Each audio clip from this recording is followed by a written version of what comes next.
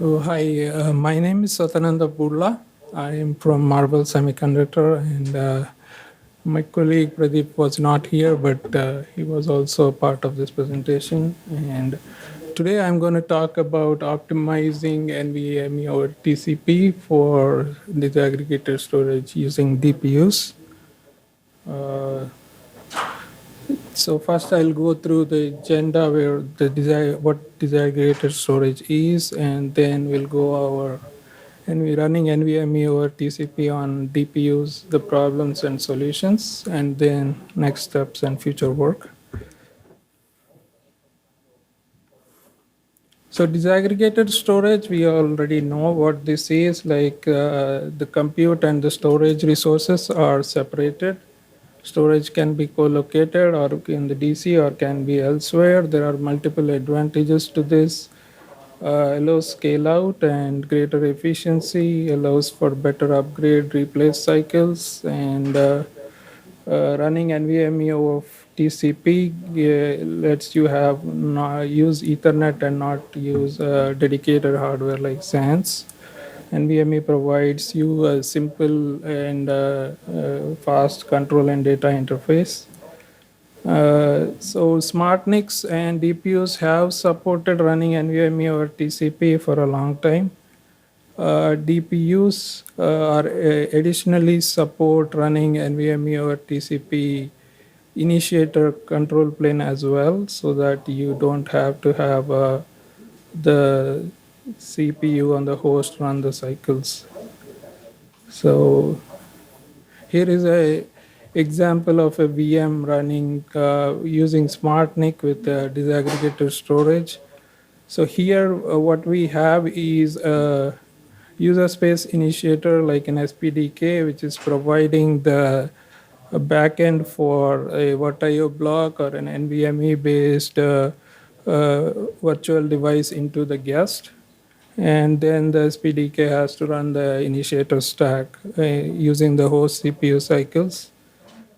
And that means that these host CPU cycles are not available for the tenant workloads.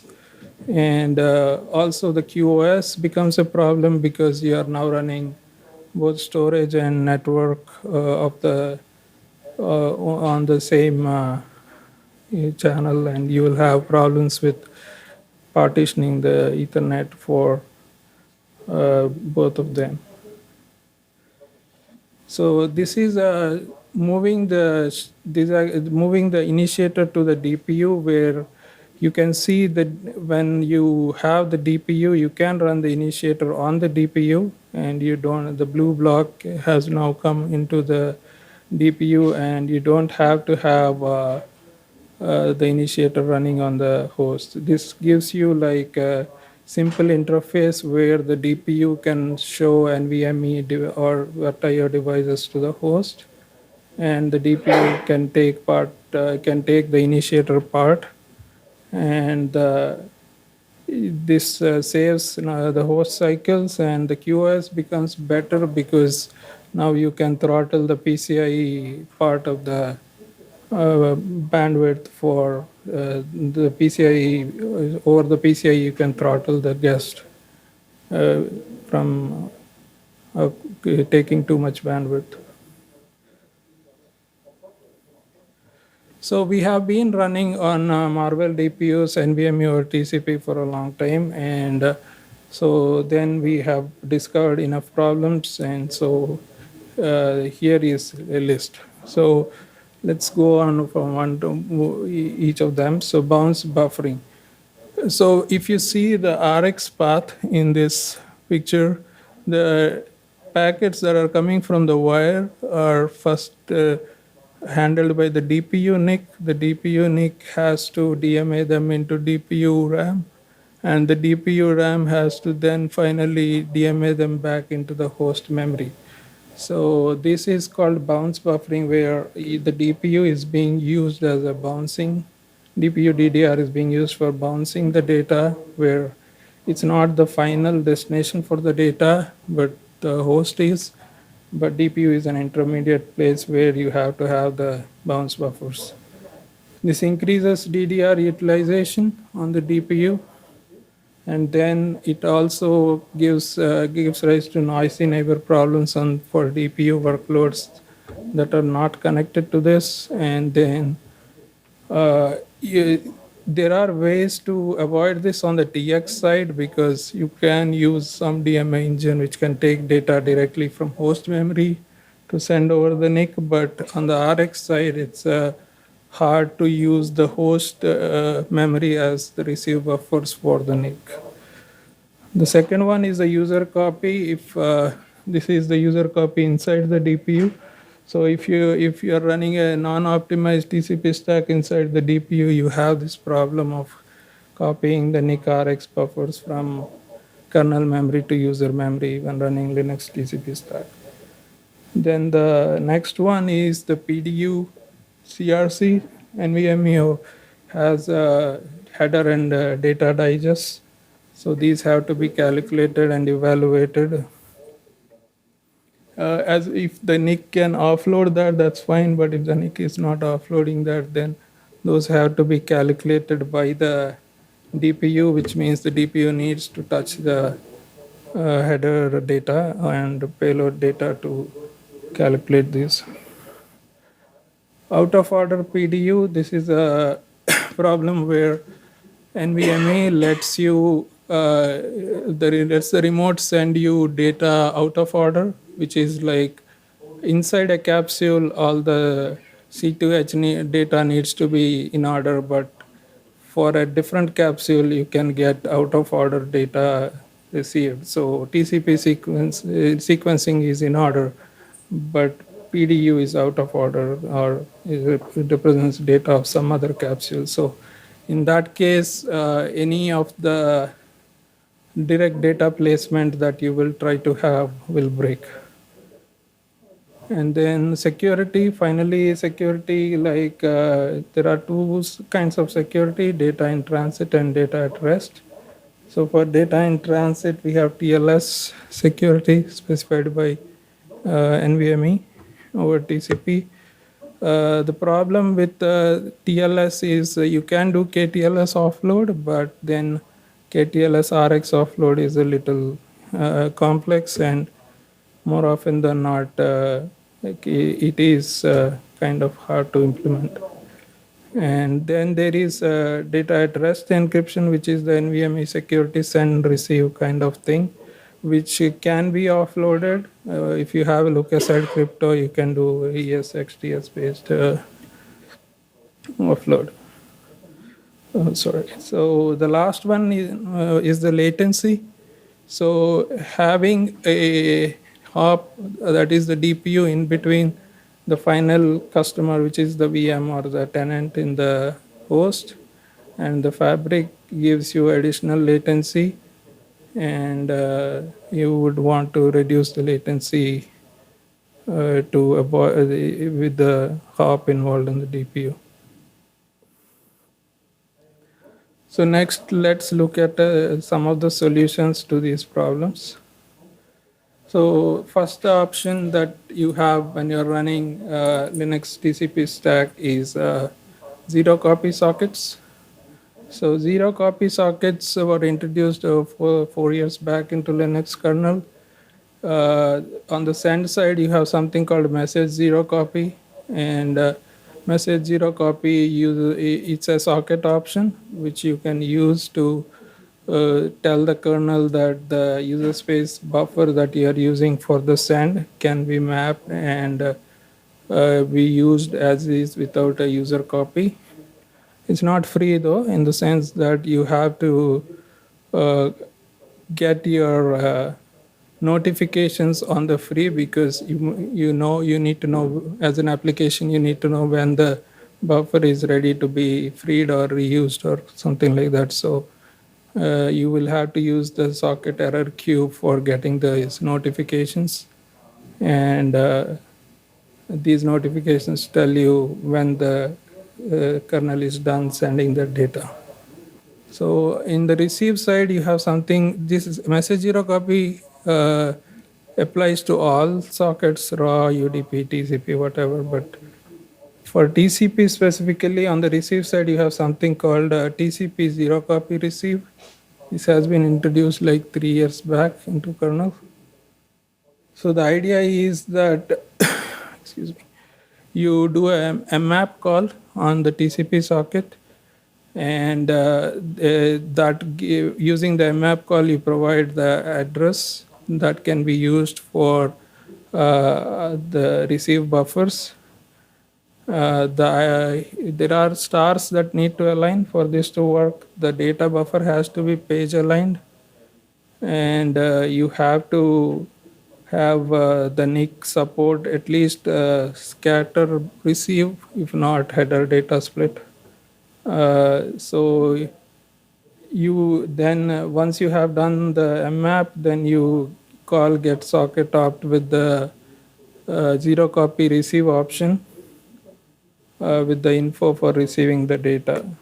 If this get socket opt is successful, then you know that the data has been received into your buffer that you have mapped. As for reuse here, you have to have like you can call another get socket opt with the same options, telling the kernel that it can reuse this buffer or you can unmap. So both options are there if you want to either reuse or free the buffer. So this applies for is applicable for user space initiators. You need the NIC device to be able to place the payload carefully in terms of payload and header separation, either HDS or receive, scatter receive. You need a flow steering rule support, which generally everybody supports. You will have multiple map unmap calls. It's not free to get to do this, but the bounce buffering part that we showed in the previous pic, that's not avoided, but at the user copy is avoided, and the security has to be handled by the user space with the TLS.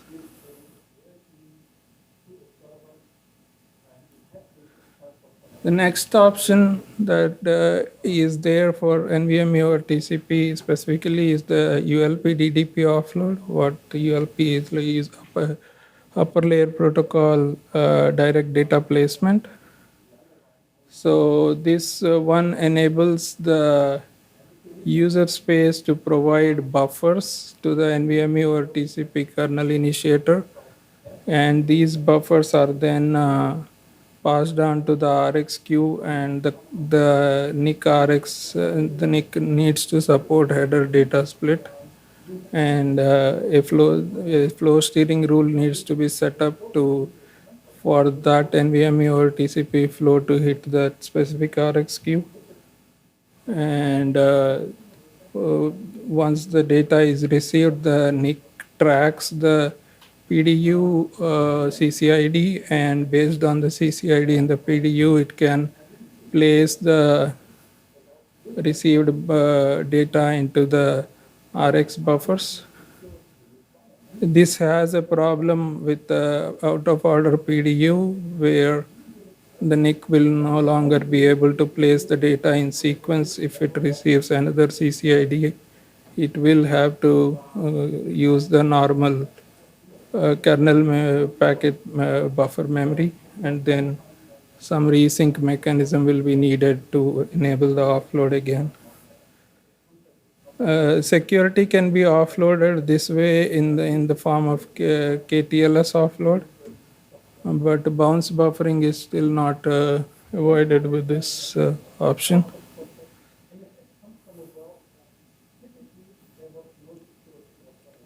This is the next option, which is IO ring. So IO ring has been in kernel for a few years now.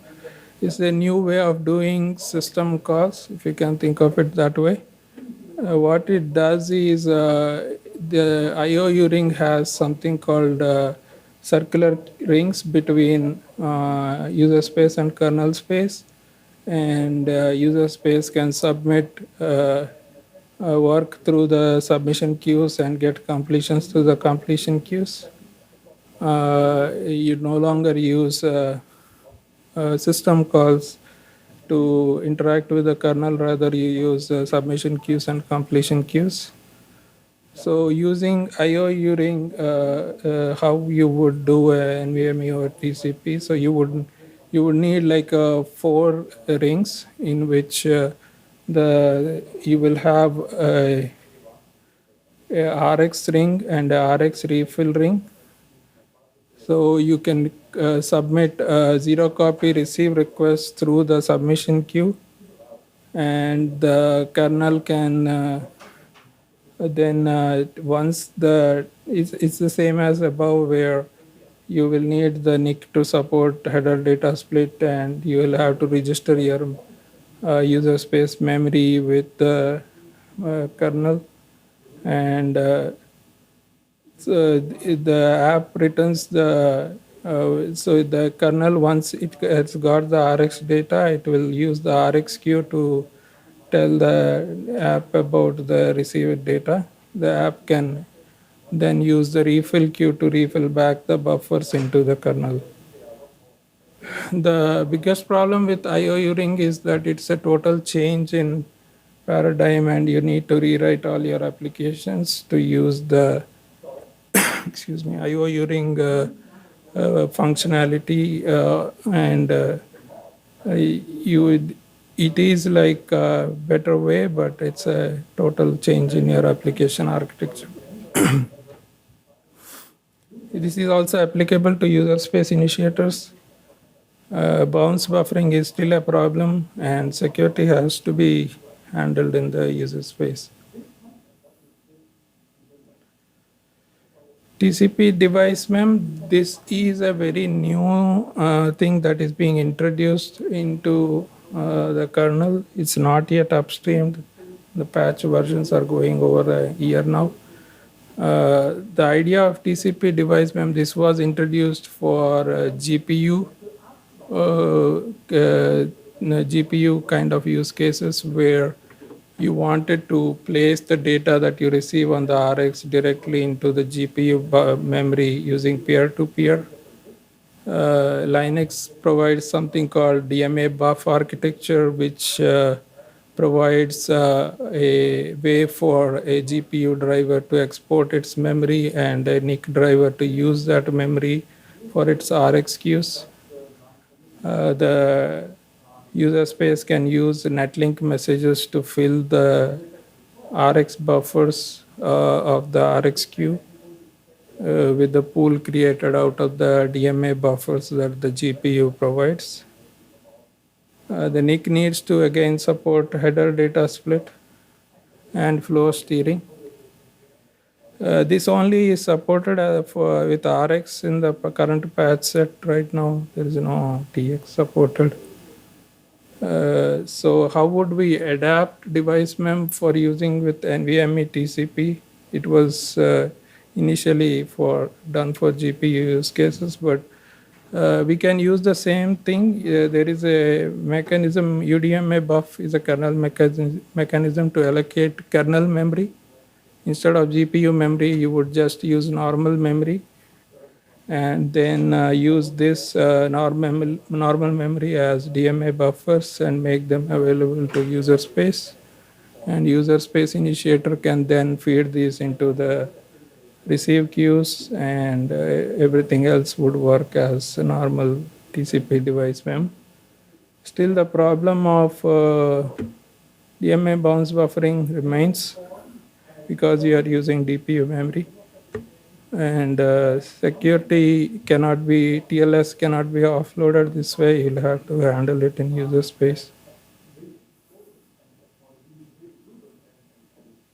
So finally, I only talked about Linux-based TCP stack options as of now. This is a way of avoiding all that using custom TCP stack. So there are DPUs and NICs that support TCP offload engines and custom TCP stack. They have their own problems, security concerns, maintenance, upgrade cycles, etc. And the trust in Linux TCP stack is far higher than any of other TCP stacks in the community. But these tonics do avoid bounce buffering, and they handle security and PDU CRC offload. So in that way, they are very efficient. But the problem with running a custom TCP stack remains.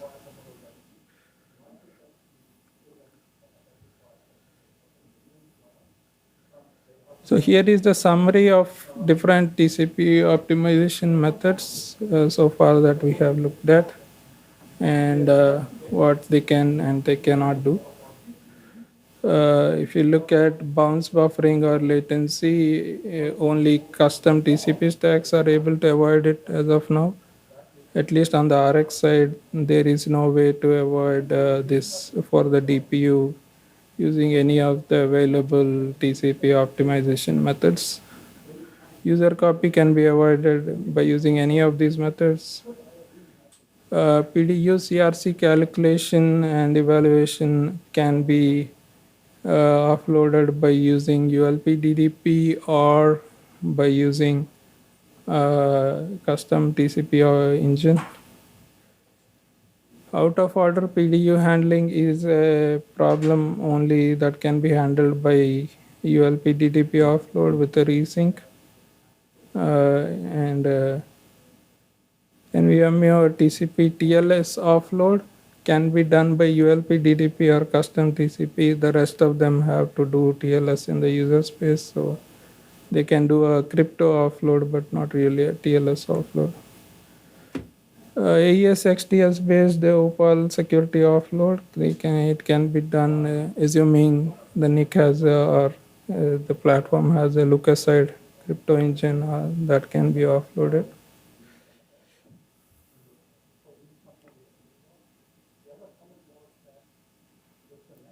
So next steps and future work. So the biggest problem, as we can see in all of this, is the DMA bounce buffering that we are not able to avoid on the RX side. We need to explore a solution where we can avoid this bounce buffering, that is ability to receive data for the host into the host buffers without using DPU side buffers.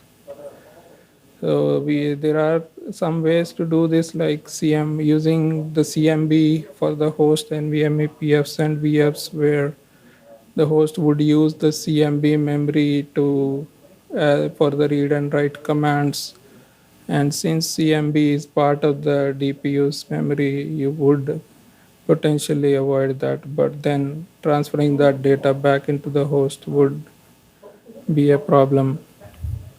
There is another way where for DPUs that support CXL memory and they have access to CXL memory locally at the DPU, the host can choose to use CXL memory for this read and write commands from its side, and then DPU can deposit data into the CXL memory instead of host memory.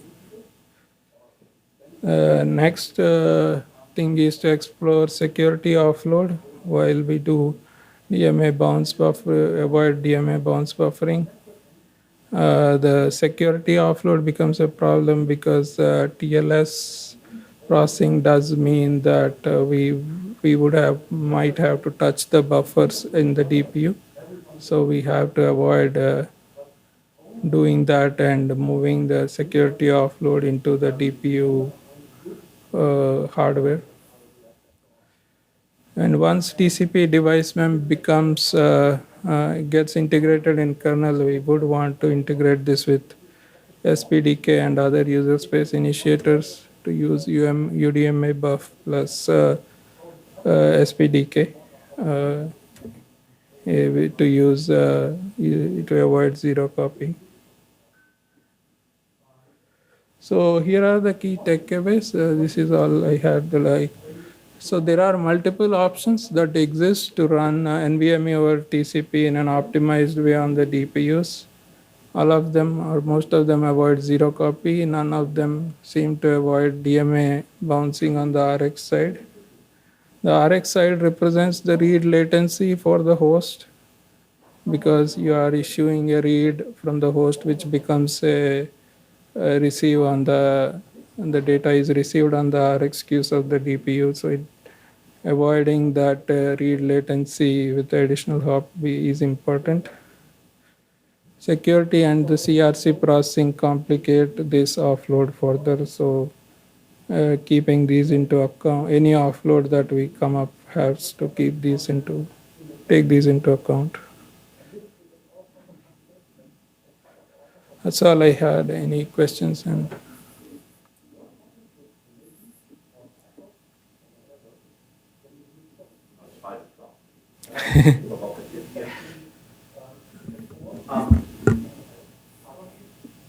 isn't it wrong to put a computer with software operating system in between the network and the storage?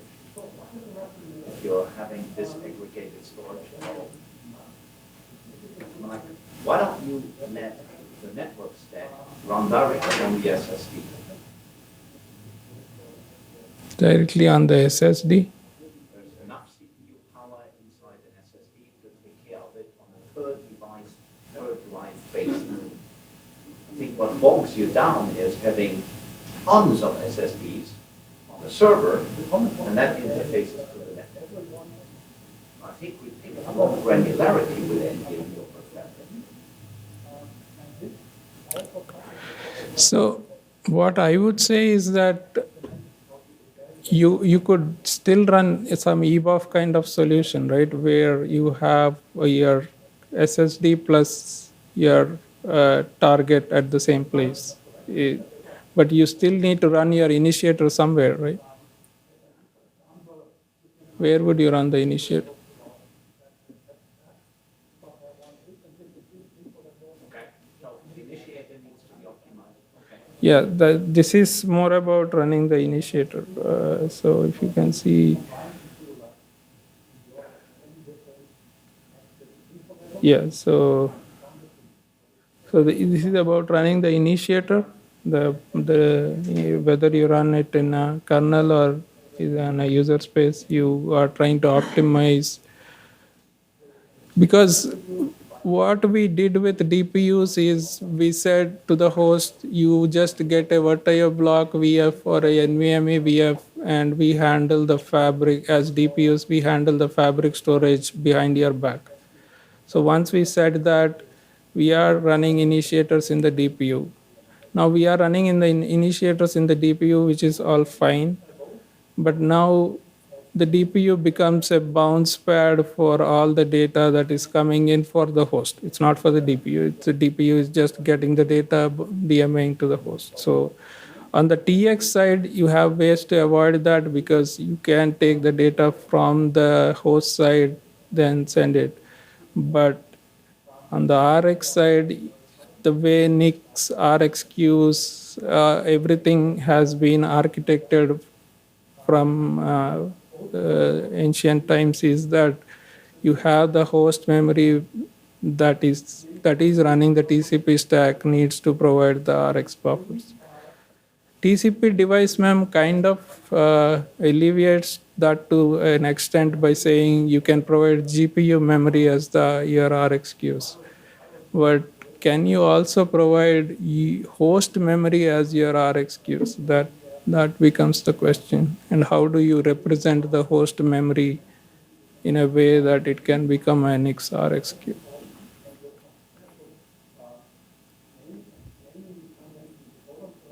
Oops. So we have run all of these on Marble DPUs, and we have the numbers.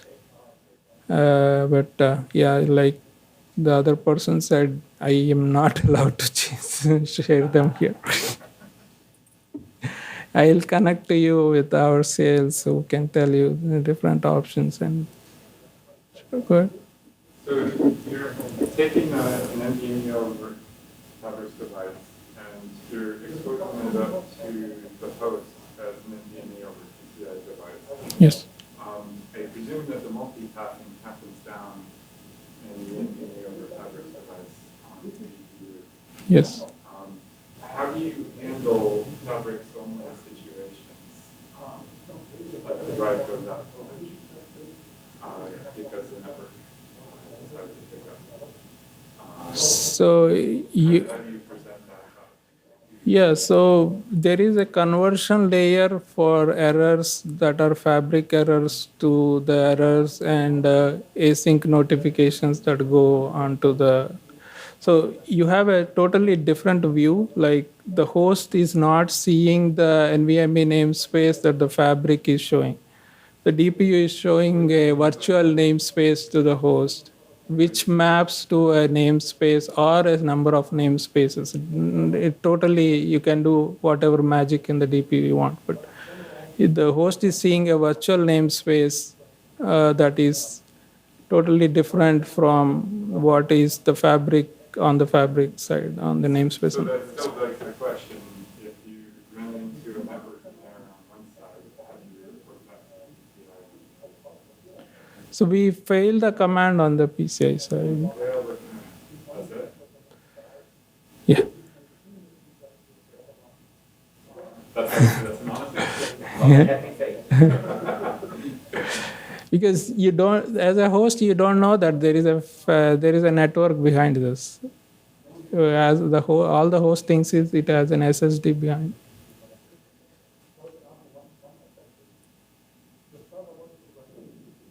Again, from your table, the custom tow seems to be winning. Yes, but Is it that custom? custom in the sense that people developed their TCP stacks, and there are multiple such stacks, and they're not like, the problem is trust, right?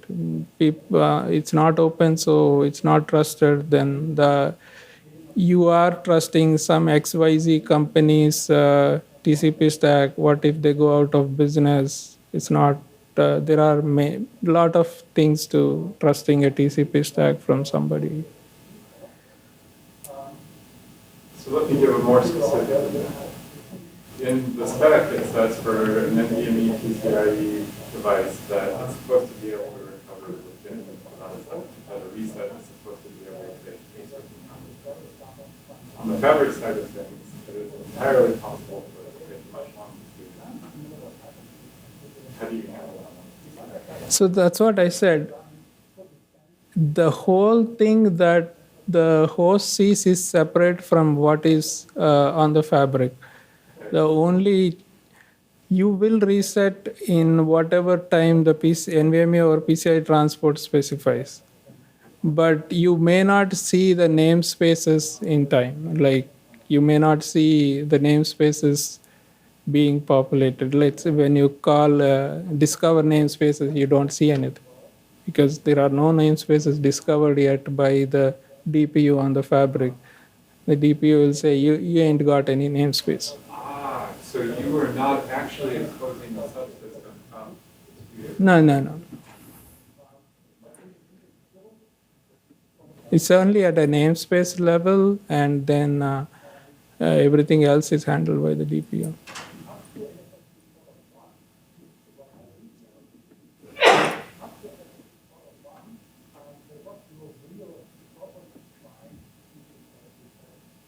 Any other questions?